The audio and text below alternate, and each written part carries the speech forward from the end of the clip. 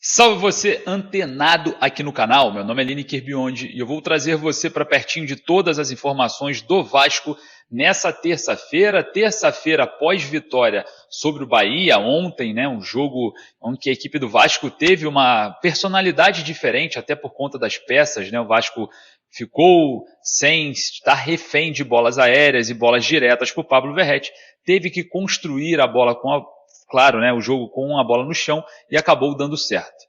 Mas claro, antes da gente começar, vamos falar sobre as possibilidades do Vasco para a Libertadores da América, Copa Sul-Americana, título e rebaixamento, os próximos 5 confrontos do Vasco na competição e, claro, toda a perspectiva de como vai ficar esses 2 dias de folga e enfrentar o Botafogo na semana que vem, na próxima terça-feira. Mas antes de a gente começar, deixa o joinha para dar aquela moral, vai lá nos comentários deixar a sua opinião. Corre no primeiro comentário fixado, porque a Betano está com condições muito boas para você, que vai também em jogos do Vasco. A Betano é patrocinadora do nosso trabalho e oferece, muitas das vezes, para você que é assíduo na plataforma, ingressos para os jogos. Então, muitas das vezes, muitos torcedores que não conseguem comprar os ingressos, mas está ali na Betano fazendo seus palpites e é assíduo na plataforma, acaba solicitando com a gente e ganhando da Betano os ingressos para a partida. Lembrando que ganha 100% também do seu primeiro depósito em bônus. Então, você escolhe o seu bônus. Então, corre lá, utilize o código Mário Coelho e seja feliz com a Betano, beleza? Faz o seguinte, solta a vinheta. Bora pro vídeo?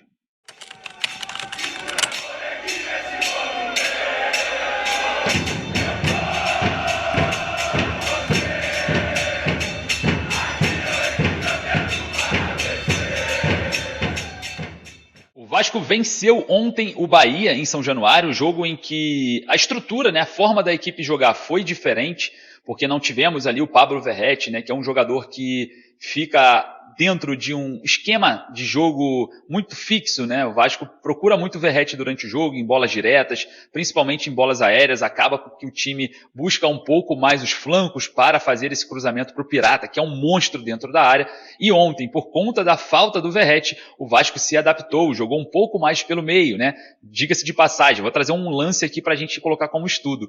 O Puma Rodrigues, no primeiro gol, ao invés de ele colocar a bola na área, ele corta para dentro, finaliza de perna esquerda e a bola sobra para o Emerson Rodrigues. Caso o Pablo Verrete estivesse em campo, eu não estou falando que o gol não sairia, poderia ter saído também de cabeça. O Puma Rodrigues olharia para a área e tentaria fazer o cruzamento, e fato, se chegar no Pirata é gol. Então, só para a gente analisar, né, a forma de jogar do Vasco mudou ontem e acabou que o Vasco se aplicou de maneira distinta, né, colocando, impondo ali o Bahia durante todo o jogo, adiantou as linhas, jogou com linhas altas, controlou bastante as ações, foi premiado com 3 gols no início da partida, mas infelizmente, né, quase sofreu o empate, graças ao Léo Jardim. O Vasco conseguiu manter ali, né, a vitória, os 3 pontos, jogando na colina histórica lotada pelo seu torcedor.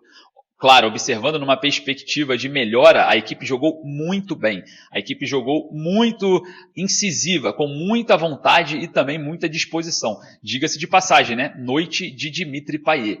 Noite essa que fez com que o francês brilhasse e mostrasse que sim, é um jogador nessa partida que vale R$1,5 milhão de reais. Agora, observando, né, toda essa perspectiva do futuro do Vasco na competição, o Gigante da Colina começa, né, a ter porcentagens, né, as chances de título são 0%, né? Não existe essa possibilidade. A Libertadores pelo G4 também não existe essa possibilidade, né? 0% aí, de acordo com os especialistas. A Libertadores, através do G6 do Campeonato Brasileiro, tem, através de alguns estudos, 0,85%, menos de 1%. Realmente é muito difícil, né, o Vasco conseguir, através do G6, essa classificação para a Libertadores da América. Por quê? Porque o Vasco tem essa complicação, né, de ter que vencer muitos jogos e os demais perderem praticamente todos. E, claro, a gente sabe que isso não aconteceria. Mas existe a grande possibilidade do G7 voltar à tona, né? Eu sempre falo isso nos últimos vídeos, porque o G7 depende do Botafogo vencer a Libertadores ou o Flamengo vencer a Copa do Brasil. Claro que a gente não quer que isso aconteça, mas existe essa possibilidade do G6 virar G7 ou até mesmo do G6 virar o G8. Então a pré-Libertadores pode sim dar mais vagas na competição. O Vasco hoje é o 9º colocado com 43, atrás do Cruzeiro com 44 e atrás do Bahia com 46. O Gigante da Colina enfrenta o Botafogo, né, na próxima rodada. A gente, claro, observa, né, os próximos 5 jogos do Vasco na competição. É Vasco e Botafogo lá no Newton Santos no dia 5 de novembro, a próxima terça-feira. No dia 9 de novembro, o Vasco vai ao Castelão enfrentar a boa equipe do Fortaleza.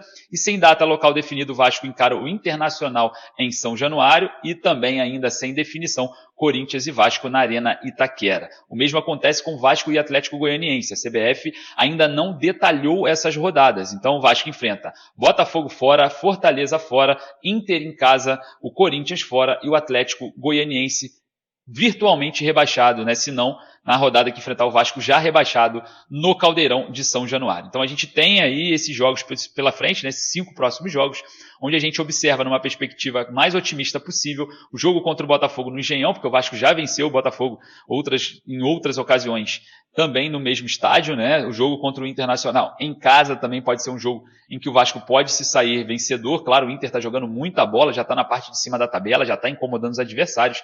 Vasco e Atlético Goianiense praticamente, né, rebaixado o Atlético Goianiense hoje, imagina contra o Vasco. Então existe uma grande perspectiva para esse jogo, porque o Vasco pode enfrentar já uma equipe rebaixada para a Série B do Campeonato Brasileiro. Jogo contra o Corinthians na Arena Itaquera, reencontro com o Ramon Dias, jogo muito difícil, jogo muito complicado, não é tão simples enfrentar ali a equipe do técnico Ramon Dias lá na Arena Itaquera. Venceu o Cuiabá fora de casa. Cuiabá também que o Vasco pegará na última rodada lá na Arena Pantanal. A gente vai, claro, falar muito sobre isso futuramente. Mas, enfim, o Vasco mira, né, o G6, 0,85%, menos de 1% de chance, mas a gente sabe que pode virar G7 caso o Botafogo seja campeão da Libertadores e G8 caso o Botafogo seja campeão da Libertadores e o Flamengo seja campeão da Copa do Brasil.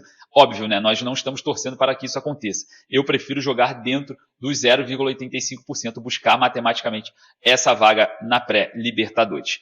Bom, olha só, eu acho que teremos renovação, hein? Após as últimas partidas do Puma Rodrigues, jogador também que vem sendo convocado para a seleção uruguaia, parece que o Vasco vai se movimentar para renovar o seu contrato. O jogador que tem contrato com o Vasco até o dia 31 de dezembro de 2025, então até o final do ano que vem. Mas parece que existe uma movimentação interna e o lateral direito Puma Rodrigues deve ter o seu contrato renovado por mais temporadas com a camisa Cruz Maltina, aumentar a sua cláusula de rescisão e, claro, eu queria saber a sua opinião a respeito dessa situação. O próximo jogo contra o Botafogo, o Puma Rodrigues tem muitas chances de ser titular, até porque teremos a volta de Pablo Verrete e do volante Hugo Moura. Tendo a volta do Pablo Verrete, o Puma se faz ainda mais necessário nessa partida, porque além da finalização de média distância que o Puma faz muito bem, ele também otimiza a bola aérea. Então o Vasco pode ter um mix, né, de situações pelo lado direito de ataque do Cruz Maltino. Claro, eu queria, obviamente, saber a sua opinião. Deixa ali nos comentários. E outra, eu quero saber o que você acha sobre essa partida contra o Botafogo, a próxima partida no Campeonato Brasileiro. Vai lá nos comentários. Um forte abraço, saudações vascaínas.